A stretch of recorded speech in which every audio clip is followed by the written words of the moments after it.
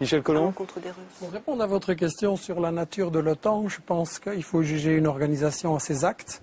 Et donc, il faut voir si vraiment il réalise les objectifs de la démocratie qu'on nous annonce dans sa propagande.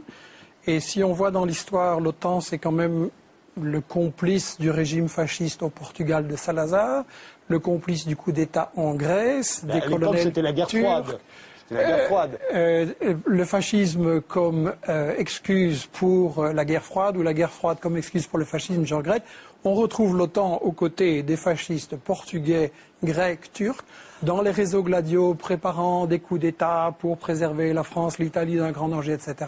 Donc ça, on est juste dans la propagande. La question à laquelle il faut répondre, c'est à quoi sert l'OTAN? Et la première chose, je pense, j'aimerais qu'on y revienne par rapport à ce qui a été dit aux États-Unis et la Chine, mais la première chose, c'est qu'il faut juger l'OTAN par rapport à ses actes. Moi, je partage ce qui vient d'être dit.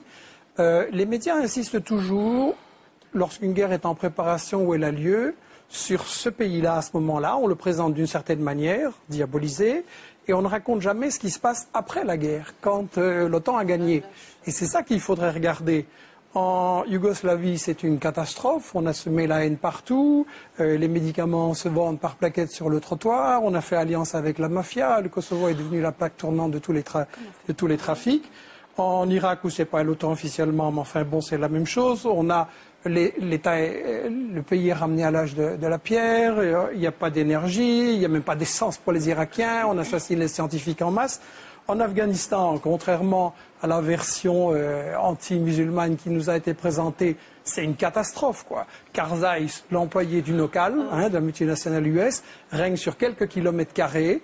Il a fait alliance avec des seigneurs de la drogue et le trafic de la drogue a explosé en Afghanistan à cause de la CIA et grâce à la CIA. Et en Afghanistan, on allait soi-disant libérer les femmes afghanes. Je m'excuse, Karzai a fait passer une loi qui fait qu'on peut marier une petite fille à 9 ans et que le viol conjugal est légitimé. Donc, où est le progrès? Il faudrait quand même qu'on sache de quoi. Et en Libye, c'est la mafia, on voit ce qui se passe. Il y a une loi qui vient d'être prise comme quoi quelqu'un qui disait qu'avant c'était mieux, il va en prison à perpétuité. Et donc, l'OTAN pour la démocratie, c'est de la rigolade. Et la vraie question que j'espère qu'on pourra poser ce soir, c'est à quoi sert vraiment l'OTAN? Quels sont ses véritables objectifs? La question que M. Dulles et les responsables des États-Unis ont reconnu que tout ce qu'ils racontaient et qui terrorisait mes parents, moi je me souviens dans les années 50, quand on parlait de la Hongrie ou d'autres, on allait vite au supermarché et on faisait des provisions de farine, de chocolat et de sucre. Et on a terrorisé la population européenne, les Russes vont vous attaquer, mais lisez simplement les déclarations de M. Dulles et des responsables des États-Unis, ils ont bien dit ils savaient qu'il n'y avait aucun danger, mais que c'était nécessaire pour des raisons stratégiques pour implanter l'OTAN comme moyen de domination de l'Europe. Et beaucoup de ces guerres ont évidemment pour effet collatéral, ou peut-être pour cause première, la nécessité d'obtenir des contrats de reconstruction pour des économies qui saturent chez elles. Ça me semble tout à fait évident, puisque dans nombre de ces conflits, la destruction des infrastructures civiles passe avant tout le reste. En Serbie, le cas est flagrant. On a détruit 9 blindés et pratiquement toutes les infrastructures civiles. 9 blindés. Michel Collomb. J'ai été accusé d'angélisme bétifiant et autres gentillesses. Je voudrais répondre qu'à mon avis, ce qui est bétifiant, c'est quand on nous raconte une version cinéma de propagande de l'OTAN, ou qu'on nous fait croire que l'OTAN, ça dépend du caractère de Bush ou d'Obama ou de Nixon, alors que ce sont des employés, et que les choses sont à un niveau beaucoup plus profond. Et Frédéric Tadei, je voudrais revenir à la question que vous avez posée au début, en disant l'OTAN, finalement, c'est des démocrates ou c'est des salauds. Ah non, vous avez été beaucoup plus poli. Vous avez été beaucoup plus poli. Mais justement, le problème, c'est que, à mon avis, vous êtes plutôt quelqu'un de bien et beaucoup trop poli. Et je voudrais vous inviter, et un peu tout le monde en fait, à se mettre dans la place du salaud. Je veux dire que si on comprend l'OTAN, qui est un instrument de quelque chose, il faut se mettre à la place des salauds qui gèrent ce quelque chose. Et je suis d'accord sur un point, c'est que la guerre est au fond la continuation de l'économie. Et que pour comprendre à quoi sert l'OTAN, il faut comprendre dans quelle situation économique on est maintenant. Et donc, je crois qu'il faut faire le lien avec tous les mouvements sociaux qui se passent en Europe, en Grèce, en France, etc. Toute l'inquiétude au quotidien des gens, parce qu'au fond, c'est le même problème. À savoir que quand vous êtes un bon salaud et que vous gérez l'économie, quand vous faites partie du 1%, c'est encore moins, mais enfin bon, on ne va pas chipoter, qui décide sur le sort de l'économie et des richesses, quelle est votre stratégie efficace? C'est de faire travailler les gens le moins cher possible, en les mettant en concurrence, en comprimant les salaires. Ça peut se faire en faisant travailler les vieux plus longtemps, ça peut se faire en important des immigrés en voyant qu'ils n'aient pas de droits, ça peut se faire en plongeant les jeunes dans la précarité. Bref, on va se retrouver devant, d'un côté, des bénéfices de multinationales qui ont explosé, et de l'autre côté, la majorité de la population qui ne sait pas de quoi demain sera fait et si leurs enfants auront un emploi et un avenir. Et ça, c'est le fin du système dans lequel on vit. Avec le problème, c'est que quand tous ces gens, ils ont fait ça, qu'ils ont bien appauvri ceux qui travaillent pour eux, à qui ils vont vendre?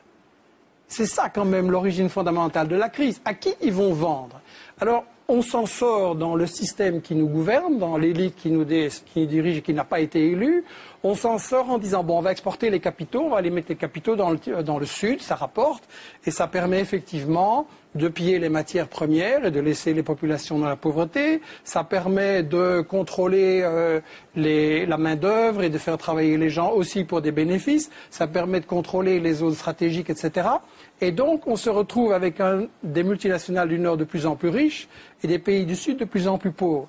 Et le point où ça mène à la guerre, c'est qu'évidemment, ça provoque des résistances des populations qu'il s'agit de briser. Donc, toutes les guerres de l'OTAN, je l'insiste, sont des guerres économiques, des guerres de pillage. Et ensuite, ça provoque des résistances aussi des rivaux. Parce qu'on a eu raison de dire que l'OTAN, c'est l'instrument des États-Unis qui, effectivement, essaye de faire payer par les Européens et les autres les guerres qui leur permettront à eux, États-Unis, de dominer le reste du monde, y compris d'écraser les Européens et tout le monde. Et ce qu'on a essayé de faire avec ce livre, La stratégie du chaos dont vous avez parlé, c'est d'éclairer la dimension des États-Unis maintenant, qui est effectivement une stratégie globale pour dominer le monde, pour faire en sorte que l'Afrique, l'Amérique latine, ça c'est plus difficile, et l'Asie, leur restent soumises. Et effectivement, le problème des États-Unis maintenant, c'est que c'est une puissance économiquement et politiquement en déclin. Donc militairement, effectivement, ils n'ont plus les moyens de gagner cette guerre en Irak et en Afghanistan. Et comment ils s'en sortent alors? Ils s'en sortent par la stratégie du chaos.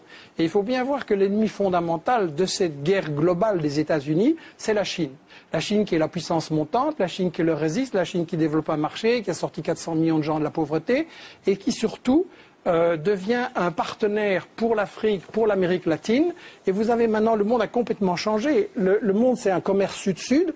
Et la grande bataille, elle se joue effectivement dans l'océan Indien. On a raison de dire que les États-Unis déplacent toutes leurs forces là-bas. Mais pourquoi? C'est contre la Chine. L'Afghanistan, c'est pour encercler la Chine. Et quand vous regardez l'océan Indien, c'est justement, on parle en général des pays et on ne parle pas des océans. Dites-en vite parce qu'il nous reste juste quelques minutes. Et dernier mot. Quand vous regardez toutes les explosions de l'océan Indien, les États-Unis essayent de briser cette ligne sud-sud entre l'Afrique et la Chine pour isoler la Chine. Et c'est ça qu'il faut comprendre. Je veux dire, maintenant, il paraît que vous êtes redevenu un pays normal avec un président normal. La seule conclusion que des gens normaux peuvent tenir, c'est qu'il faut dissoudre l'OTAN, sortir de l'OTAN, parce que ce n'est pas des démocrates, c'est une association de criminels.